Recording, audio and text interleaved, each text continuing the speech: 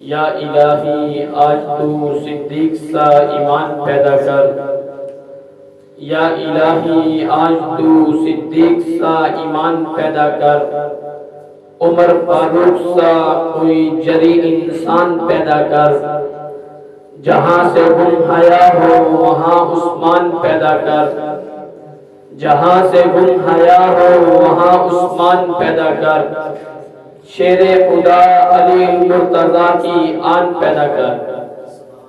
انتہائی واجب الاحترام میرے قابل عزیز دوستو، آج میں آپ حضرات کے سامنے جس موضوع پر گفتگو کرنا چاہتا ہوں وہ ہے خلفائے راشدین۔ انتہائی واجب الاحترام سب سے پہلی بات یہ ہے خلفائے راشدین سے کیا مراد ہے؟ خلفائے راشدین سے مراد حضور کی مقدس جماعت میں سے، حضور کی پاکیزہ جماعت میں سے وہ چار چمکتے اور دمکتے ستارے ہیں جن کے ناموں سے آپ حضرات بخوبی واقف ہیں۔ اور دوسری بات، خلفائے راشدین کے دور سے کیا مراد ہے؟ خلفائے راشدین کے دور سے مراد وہ مثالی دور ہے جو حضرت ابو بکر صدیق سے شروع ہوا اور حضرت علی کے دور تک رہا۔ حضرت حسن بن علی کی حکومت اس میں بطور تتمے کے شامل ہے۔ یہ کل زمانہ 30 سال ہے۔ اس کے بارے میں ایک صحیح حدیث ہے، الخلافۃ فی امتی 30 سنۃ ثم تکون ملکا بعد ذلک، میرے بعد خلافت 30 سال تک رہے گی، اس کے بعد بادشاہت ہوگی۔ عقیدہ تحاوی میں ہے یہ 30 سال خلافت راشدہ کہلاتے ہیں۔ حضور کے وصال کے بعد امت حضرت ابو بکر صدیق کو خلیفہ اول، حضرت عمر فاروق کو خلیفہ ثانی، حضرت عثمان غنی کو ثالث، حضرت علی مرتضیٰ کو خلیفہ چہار مانتی ہے۔ یہ دور اسلامی سیاست اور نقل طرز کا نمونہ ہے۔ اس دور میں امت کی قیادت ان افضل ترین صحابہ کرام کی ہاتھوں میں تھی جنہوں نے حضور کی صحبت کا طویل عرصہ پایا۔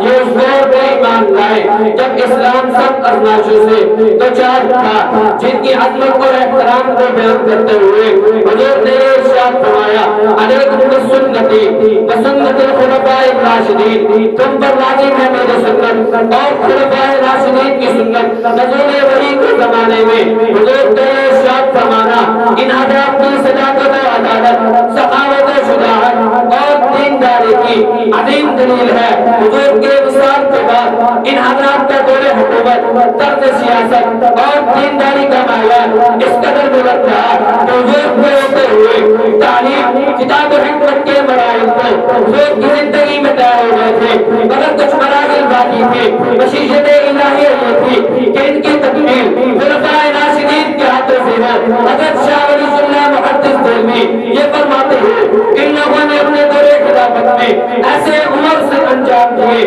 جو دین و دنیا کے لیے مشعل راہ ہے۔ اس آدھے خلافت کے پہلے تاجدار ابو بکر صدیق ہیں جو حضور کی دعوی نبوت کی خبر سنتے ہی حضور کے ہاں پہنچ کر مشرف با اسلام ہوئے۔ حضور کے پہلے صحابی، اس امت کے پہلے مومن اور محسن قرار پائے۔ آتے ہی دعوت و تبلیغ میں لگے۔ ان کی تبلیغ میں ایسی تاثیر تھی 6 ایسے آدمی ایمان لائے، بعد میں جا کر جن کا شمار عشرہ مبشرہ میں ہوا۔ عظیم اتنے ہجرت کے ساتھی بن گئے، ایمان کے پتے اتنے کفار مکہ سے سن کر معراج کی تصدیق کر دی۔ عظیم اور بزرگ اتنے مثال پیغمبر کے بعد اس امت کے پہلے خلیفہ بنے۔ ان کے خلیفہ بنتے ہی بہت سے فتنوں نے سر اٹھایا۔ ان میں سے ایک فتنہ منکرین زکات نکلا، بات بات پر تلوار نکال کر قتل کی دھمکیاں دینے والے عمر بن خطاب بھی مصلحت کے شکار نکلے۔ حضور کی زبان سے نکلا، ارحم امتی بے امتی ابو بکر، رحیم کا لقب پانے والے اپنی نیام سے تلوار نکال کر یہ اعلان کرتے ہوئے نظر آتے ہیں، حضور کے دور پہ جو ایک رسی میں زکات میں دیا کرتے تھے اب خیر نہیں رہیں گے، ابو بکر اس کے بھی خلاف جہاد کرے گا۔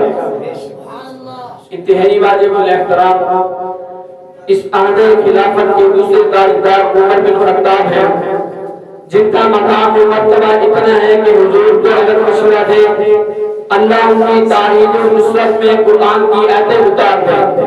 یہ ہوگا کیوں نہ پیغمبر کی زبان سے جو نکلا لوگان بعدی نبی جن لگانا ادھر، اگر میرے بعد کوئی نبی ہوگا عمر ہوگا. حضور نے ان کو تشبیہ انبیاء کے ساتھ دی لیکن نبی تو نہ ہوئے. اللہ نے ایسی کرامات سے نوازا اگر ان کرامات کو میں انبیاء کے معجزات کے ساتھ تشبیہ دوں تو غلط نہ ہوگا. وہ کیسے؟ اللہ نے ان کی چٹھی سے دریا کو چلوا دیا، ان کے دورے سے زلزلے کو تھموا دیا، ان کے کپڑے سے آگ کو واپس کرا دیا. اس آنے خلافت کے تیسرے کارکن عثمان بن حنبان ہے. حیا اتنے بہتر حضور اور آسمان کے فرشتے ان سے حیا کریں. عجیب اتنے یہ کے بعد دیگر حضور اپنی دو بیٹیاں ان کے نکاح میں دے دیں. سگی اتنے مسلمانوں کے لیے کنواں خرید کر وقف کر دیں. حضور جنتے کا اعلان کریں. مجلس کی چاروں طرف عثمان ہی نظر آئے. اس آدھے خلافت کے چوتھے کارکن علی المرتضیٰ ہے. عجیب اتنے ہجرت کی رات حضور کے بستر پر سو گئے. بات اتنے حضور اپنے لفظ جگر ان کے آتن میں دے دیں. عظیم اتنے حضور ان کے بارے میں خوشخبری دے کر ان کو مختص کر دیں.